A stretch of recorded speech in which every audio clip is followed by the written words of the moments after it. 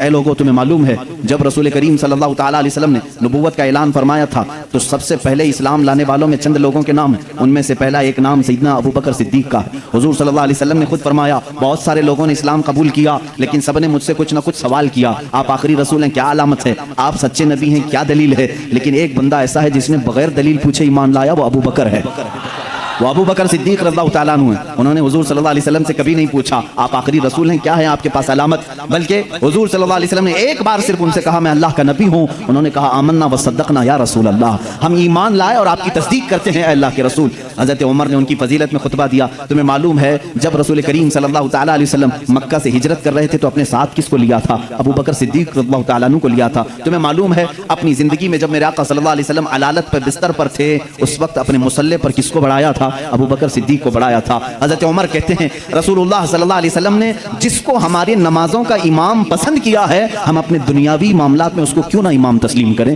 سب سے پہلے میں صدیق اکبر کے ہاتھ پر بیعت کرتا ہوں۔ حضرت عمر کی بات دیکھ کر سارے صحابہ نے حضرت ابو بکر صدیق کے ہاتھ پر بیعت کیا، یہاں سے خلافت کا نظام شروع ہوا، یہ خلافت شروع ہوئی۔ سب سے پہلے خلافت کو بھی بادشاہی نظام پر قائم نہیں کیا گیا، یہ سعودی نظام نہیں ہے باپ مرے گا تو بیٹا حکومت کرے گا، رشتہ داروں کا نظام نہیں ہے، بلکہ میرے آقا صلی اللہ تعالیٰ علیہ وسلم نے اس سلیکشن کو امت کے اوپر چھوڑ دیا تھا، ورنہ رسول کریم صلی اللہ تعالیٰ علیہ وسلم اپنی زندگی میں بتا کر کے جاتے میرے بعد فلاں کو ہونا چاہیے، یہ معاملات میرے آقا نے کبھی بھی کسی کو نہیں بتائے۔ آج شیعہ کہتے ہیں رافضی کہتے ہیں حضور صلی اللہ علیہ وسلم نے اپنی زندگی میں حضرت علی کو ہی خلیفہ بنایا تھا، باقی سارے خلیفاؤں نے ان کی خلافت کو غصب کر لیا، چھین لیا تھا، ان کو خلافت نہیں دی، یہ پروپیگنڈا پھیلاتے ہیں، کہیں سے بھی ایک دلیل نہیں ملے گی۔ اچھا آپ حضرت علی کو کمزور سمجھتے ہیں، وہ حیدر کرار ہے، وہ اسد اللہ ہے جس کو اللہ کے نبی نے فرمایا اللہ کے شیروں میں سے ایک شیر ہے۔ اگر حضرت علی رضی اللہ تعالیٰ عنہ کو حضور صلی اللہ علیہ وسلم نے بنایا ہوتا تو کیا وہ اپنا حق چھوڑ کر کسی کو دے دیتے؟ وہ سیدنا علی کرم اللہ وجہہ الکریم حق کے لیے جب کھڑے ہوتے تو پھر سامنے کسی کو نہیں دیکھتے، کسی کو نہیں دیکھتے۔ انہیں بھی معلوم تھا کہ خلافت کو رسول کریم صلی اللہ علیہ وسلم نے امت کے اوپر چھوڑا ہے، امت کا سب کا اتفاق ہوا حضرت ابو بکر صدیق رضی اللہ تعالیٰ عنہ کی ذات پر، تو سبوں نے بیعت کی، حضرت علی کرم اللہ وجہہ الکریم نے بھی بیعت فرمائی، اگرچہ تھوڑی تاخیر کے بعد لیکن آپ نے بھی بیعت فرمائی، اور حضرت ابو بکر صدیق رضی اللہ تعالیٰ عنہ نے جس کو جو جو کام دیے سبوں نے خوشی خوشی اس کاموں کو انجام بھی دیا۔ یہ دور نہایت ہی سنہرا دور تھا، بہت ہی عظیم دور تھا۔ رسول کریم صلی اللہ تعالیٰ علیہ وسلم کی جتنی سنتیں ہیں، جتنے طریقے تھے، ان سب کو حضرت ابو بکر صدیق نے اپنی خلافت میں استعمال فرمایا۔ حضرت ابو بکر صدیق رضی اللہ تعالیٰ عنہ کا حال تو یہ تھا، خلافت کو سنبھالنے کے بعد جانتے ہیں کپڑوں کی ایک تھیلی اٹھا کر کے بازار میں جانے لگے۔ حضرت عمر نے پوچھا کہاں جا رہے ہیں؟ کہا کپڑے بیچ کر کے گھر تو چلانا ہے، کام کاج کے لیے کہ میں کچھ کپڑوں کی تجارت کروں اور اپنا گھر بھی سنبھالوں۔ خلافت پر قائم ہونے کے بعد میرے عزیزوں اس وقت تک اسلام کافی دور تک پھیل چکا تھا۔ حضرت ابو بکر صدیق رضی اللہ تعالیٰ عنہ خلیفۃ المسلمین منتخب ہو گئے، گلی کے نکڑ کے کارپوریٹر نہیں، وہ خلیفۃ المسلمین ہیں۔ باوجود اس کے تھیلا اٹھا کر کے کپڑے بیچنے کے لیے جا رہے ہیں تو سیدنا عمر فاروق رضی اللہ تعالیٰ عنہ نے انہیں روک لیا، سارے صحابہ کو جمع کر کے پھر اتفاق ہوا اس بات پر کہ بیت المال سے خلیفہ کا وظیفہ مقرر کیا جائے، ورنہ پھر خلیفہ بھی اگر دن بھر بازار میں کام کرے تو خلافت کے معاملات کون دیکھے گا؟ تو سب نے سب سے پہلے بیت المال سے وظیفہ مقرر کیا ہر مہینے کا۔ وہ کتنا تھا؟ وہ چند درہم میں تھا، یہاں تک کہ بیت المال سے حضرت ابو بکر صدیق رضی اللہ تعالیٰ عنہ کو ایک اونٹنی ملی تھی، ایک پیالہ ملا تھا، ایک چادر ملی تھی، 3 چیزیں ملی تھی، اور وظیفہ جو مقرر ہوا تھا وہ اتنا تھا کہ آپ کے گھر میں چند روٹیاں بن جاتی تھی، بس اس کے علاوہ زیادہ آپ نے نہیں طلب کیا۔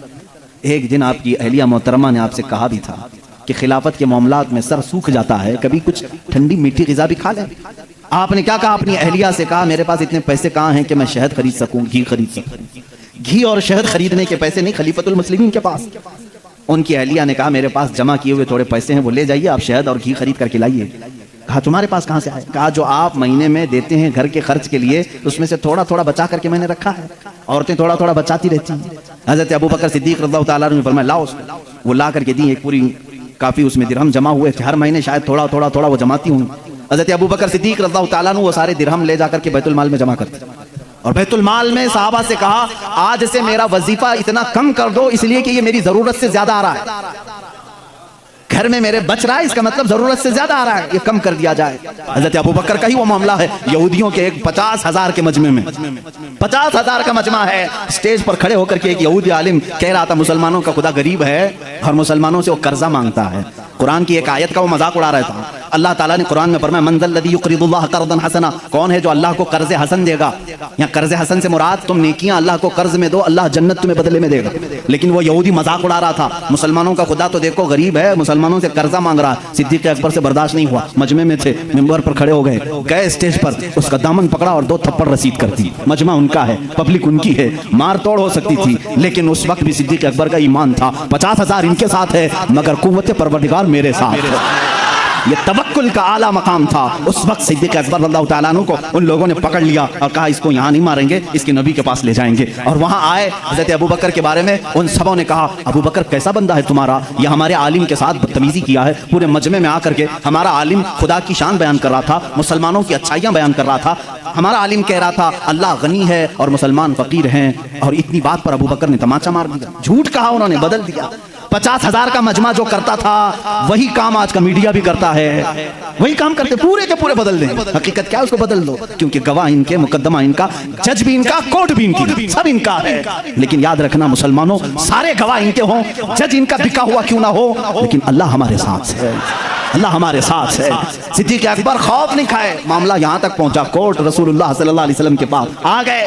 سبوں نے کہا، صدیق نے، ابو بکر نے تماچا لگایا حق بات پر۔ حضرت ابو بکر سے حضور نے پوچھا اتنی بات پر تم نے مارا؟ حضرت ابو بکر نے کہا نا، یہ جھوٹ بول رہے ہیں، یہ اللہ کی شان میں گستاخی کر رہے تھے، اللہ کو فقیر کہہ رہے تھے، مسلمانوں کو امیر کہہ رہے تھے، کہہ رہا تھا یہ ظالم کہ اللہ ان کا غریب ہے، قرضہ مانگتا ہے، اس لیے مجھے برداشت نہیں ہوا، مارا میں نے۔ حضور صلی اللہ علیہ وسلم نے پوچھا ان لوگوں سے کیا ابو بکر صحیح کہہ رہے ہیں؟ انہوں نے کہا نہیں، یہ جھوٹ کہہ رہے ہیں، گواہ ہمارے پاس۔ یہودی عالم نے ایک گواہ سامنے کیا، 2 کیا، 3 کیا، 4 کیا، 10 گواہ لایا، کیونکہ جھوٹے جھوٹے ہی ہیں۔ جھوٹوں نے جھوٹوں سے کہا کہ جھوٹ مت بولنا ہے۔ ابھی مرحوم راحت صاحب کا شاید جہاں تک ہے، شعر و شاعری سے میرا زیادہ شغف نہیں ہے، یہ اسی طرح کے یہودی تھے جو یہ کہتے تھے جھوٹوں نے جھوٹوں سے کہا ہے جھوٹ مت بولنا، وہ اسی طرح کا مجمع، سب جمع ہوئے اور گواہی دے رہے ہیں صدیق اکبر کے خلاف۔ حضور صلی اللہ تعالیٰ علیہ وسلم عدل و انصاف کے پیکر تھے، آپ صلی اللہ علیہ وسلم نے پوچھا ابو بکر تمہارا بھی کوئی گواہ ہے؟ تم جو بول رہے ہو اس کا بھی کوئی گواہ ہے؟ آپ کا گردن جھک گئی، کہا یا رسول اللہ اس مجمع میں میرے علاوہ کوئی دوسرا تھا نہیں، تھے تو یہی سب، یہ جھوٹ بول رہے ہیں، اب میں کیا کروں؟ عدالت ایویڈنس پر چلتی ہے نا، ثبوت پر چلتی ہے۔ حضور اکرم صلی اللہ علیہ وسلم نے فرمایا ابو بکر تیرا کوئی گواہ نہیں، ان کے پاس اتنے گواہ ہیں۔ ابھی یہ بات چل رہی تھی، جبرائیل امین آیت لے کر کے آ گئے، وہی اترنے کے آثار آئے، رسول کریم صلی اللہ علیہ وسلم کے پاس آیت نازل ہوئی، لقد سمع اللہ قول الذین قالوا ان اللہ فقیر ونحن اغنیاء۔ اے اللہ کے رسول، اللہ گواہی دیتا ہے، یہ سارے یہودی کہہ رہے تھے اللہ فقیر ہے اور مسلمان غنی ہیں۔ صدیق اکبر نے جھوٹ نہیں کہا، ان کی گواہی کے لیے اللہ کافی ہے، اللہ کافی۔ اللہ تعالیٰ کی طرف سے آیت آئی، کیا صدیق کی شان ہے، تم اکیلے ہو مگر گواہی کے لیے رب تمہارے ساتھ ہے۔ سیدنا ابو بکر صدیق رضی اللہ تعالیٰ عنہ تقریباً 2 سال اور چند ماہ آپ نے خلافت کے امور کو سنبھالا، اور آپ کی عمر مبارکہ 60 سال سے تجاوز کر چکی تھی، 63 سال کے قریب آپ کی بھی عمر مبارکہ تھی۔ ٹھنڈیوں کی وجہ سے آپ غسل فرمائے اور اسی میں بیمار ہوئے۔ جمادی الاخر کا مہینہ تھا، جمادی الاخر کی 18 تاریخ تھی، جب سیدنا ابو بکر صدیق رضی اللہ تعالیٰ عنہ اپنے چند صحابہ کو جمع کیا اور کیا وصیت کی جانتے ہیں کہ یہ میرا آخری وقت ہے، میں خلافت کو 6 صحابہ کے حوالے کر کے جا رہا ہوں جو عشرہ مبشرہ میں سے تھے، حضرت عثمان تھے، حضرت علی تھے، حضرت عمر تھے، حضرت طلحہ تھے، حضرت عبد الرحمن بن عوف تھے، یہ صحابہ سعد رضی اللہ تعالیٰ عنہ تھے، یہ صحابہ کے حوالے کر کے جاتے ہیں، یہ آپس میں جس کو خلیفہ بنائے اے مسلمانوں تم اس کو خلیفہ مان لینا۔ لیکن خلافت کے معاملات کیسے چل رہے ہیں وہ میں آپ کو ڈیٹیل میں لے جا رہا ہوں۔ یہ 18 جمادی الاخر کی تاریخ تھی جب حضرت ابو بکر صدیق رضی اللہ تعالیٰ عنہ اپنے گھر والوں کے ساتھ بیٹھے، آخری وصیت یہ کرتے ہیں میرا انتقال ہو جائے، مجھے غسل دیا جائے، کفن دیا جائے، تو دفن کرنے سے پہلے میرے جنازے کو رسول کریم صلی اللہ علیہ وسلم کے حجرے کے سامنے لا کر رکھنا۔ حضور صلی اللہ علیہ وسلم کا مزار اقدس کہاں تھا؟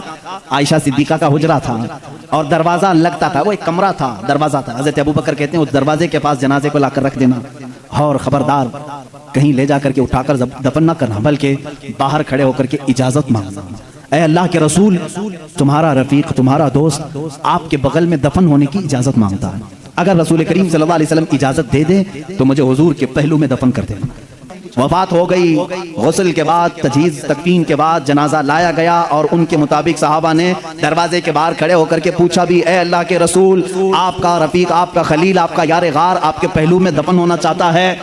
صحابہ کا عقیدہ دیکھو، ملاحظہ کرو، उस वक्त फरमाते हैं साहबा बाहर थे, अचानक दरवाजे की चटखनी खुली, दरवाजा खुल गया, कब्र अतहर से आवाज आई, अदखिलुल हबीब इलल हबीब, हबीब को हबीब के साथ दाखिल करो। अज़ीज़ान गिरामी, रसूल करीम सल्लल्लाहु तआला अलैहि वसल्लम की इस आवाज़ को कौन नहीं पहचानता था। सिद्दीक़ अकबर अल्लाह तआला अन्हु को इजाज़त के बाद दफन किया गया है। हुज़ूर अकरम सल्लल्लाहु तआला अलैहि वसल्लम के पहलू में वो आराम फरमाए हैं। सिद्दीक़ अकबर की क्या ज़ात है मेरे अज़ीज़ों, दुनिया में थे तो रसूल के साथ रहे, कब्र में हैं तो रसूल के साथ हैं। मेरे आका ने फरमाया क़यामत की सूर फूंकने के बाद दुनिया की सरजमीन से सबसे पहले उठने वाला मैं होऊंगा, दूसरे नंबर पर अबू बकर सिद्दीक़ होंगे, तीसरे हज़रत उमर होंगे। हुज़ूर खुद फरमाते हैं, ऐ लोगों तुम्हें मालूम है महशर के मैदान में मैं किस तरह से आऊंगा। मेरे आका फरमाते हैं मैं अपनी कब्र से उठूंगा, अबू बकर व उमर उठेंगे, मैं दोनों के हाथों पर कंधे, दोनों के कंधों पर अपना हाथ रख करके मैदान महशर में आऊंगा। अल्लाह अल्लाह, वो जलवा कैसे होगा जब एक वजीर इस तरफ हो, दूसरा वजीर उस तरफ हो, बादशाह हिकमत बीच में हो। वो क़यामत के दिन है।